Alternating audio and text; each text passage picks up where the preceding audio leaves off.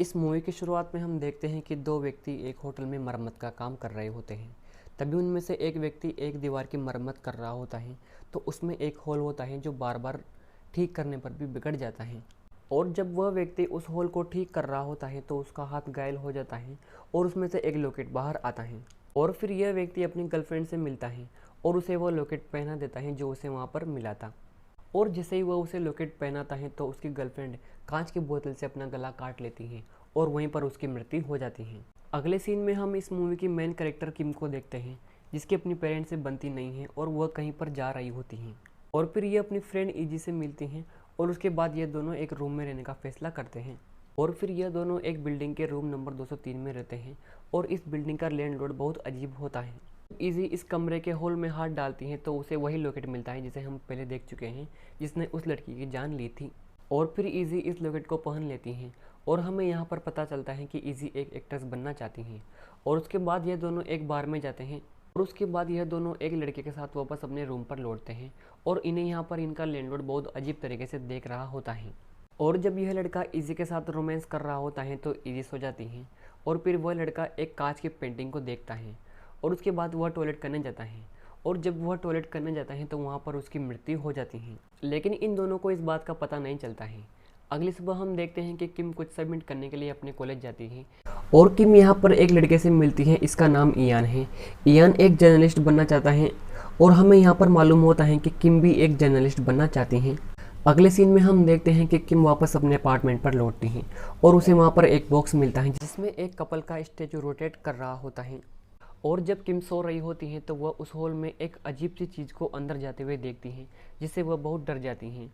और उसी समय वहाँ पर इजी उस बॉक्स को लेकर के आ जाती हैं, उसके सिर से खून निकल रहा होता है। अगली सुबह जब ये दोनों बात कर रहे होते हैं तो इजी उससे बोलती हैं कि मुझे नींद में चलने की बीमारी है। और उसके बाद इजी किम से बोलती है कि मुझे एक सैंडी नाम की कास्टिंग डायरेक्टर मिल गई है जो मेरा ऑडिशन करवा सकती हैं। और किम भी यहाँ बोलती हैं कि मैं भी इयान को डेट करने वाली हूँ। और उसके बाद हम देखते हैं कि किम एक वीडियो कॉल कॉन्फ्रेंस अटेंड कर रही होती हैं और वह डॉक्टर फिलिप से पूछते हैं कि क्या मुझे इजी की परमिशन लेना चाहिए। यानी किम बिना इजी की परमिशन के उसके बारे में आर्टिकल लिख रही होती हैं। तभी वहाँ इजी आ जाती हैं और वह बोलती हैं कि मैं ऑडिशन के लिए जा रही हूँ। और उसके बाद किम उस हॉल पर एक कांच को लगा देती हैं और कॉलेज जाकर इयान से मिलती हैं। वह कॉलेज जाकर इयान को बताती हैं कि वह किस तरह इजी से मिली हैं और किस तरह वह उसका साथ दे रही हैं। के बाद यह दोनों घर पर जाते हैं और फिर किम अपना आर्टिकल लिखने लग जाती हैं। और जब वह कॉल पर बात कर रही होती हैं तो जो कांच उसने उस हॉल के ऊपर लगाया था वह कांच गिर जाता है। और जब किम सो रही होती है तो उसे एक म्यूज़िक की आवाज़ आती है और जब किम उठती है तो पाती है कि इजी अपने हाथ में उस बॉक्स को लिए हुए उस दीवार पेंटिंग को घूर रही होती है। और फिर जब किम इजी से बात करने की कोशिश करती है तो इजी अजीब सी आवाज़ निकालकर बिल्डिंग के नीचे वाले फ्लोर में चली जाती हैं। अगली सुबह हम किम को इयान से बात करते हुए देखते हैं। वो दोनों इस घटना के बारे में इन्वेस्टिगेट करने का फैसला करते हैं और फिर ये अपने अपार्टमेंट पर जाते हैं।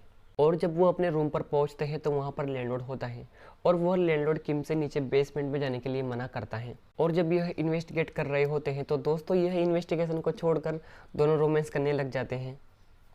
और दोस्तों उसी समय हम इजी को अजीब सी हरकतें करते हुए देखते हैं, उसकी एक आंख सफ़ेद हो जाती है। और फिर दोस्तों जब किम टपाटप करके फ्री होती हैं तो अपने सामने एक कौवे को पाती हैं और वह कौवा उसकी तरफ उड़कर आता है तो वो उससे वह डर जाती हैं। और फिर किम इस घटना के बारे में डीपली इन्वेस्टिगेट करने के लिए एक व्यक्ति से मिलती हैं। ये व्यक्ति पहले उस बिल्डिंग में काम करता था।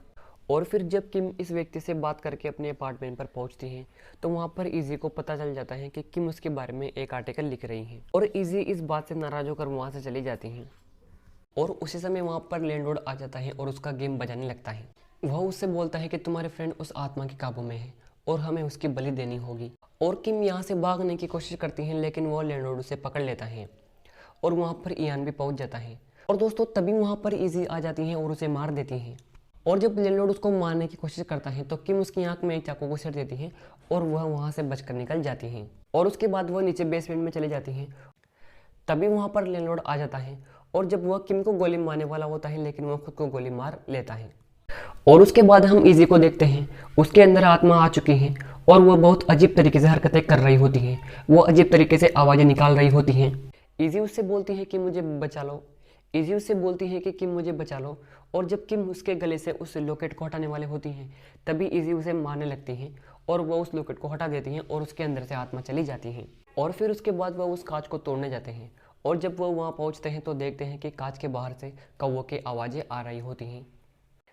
और जब किम कांच को तोड़ती हैं तो वो दोनों एक तेज हवा के साथ पीछे गिर जाते हैं और यहीं पर यह मूवी एंड हो जाती है।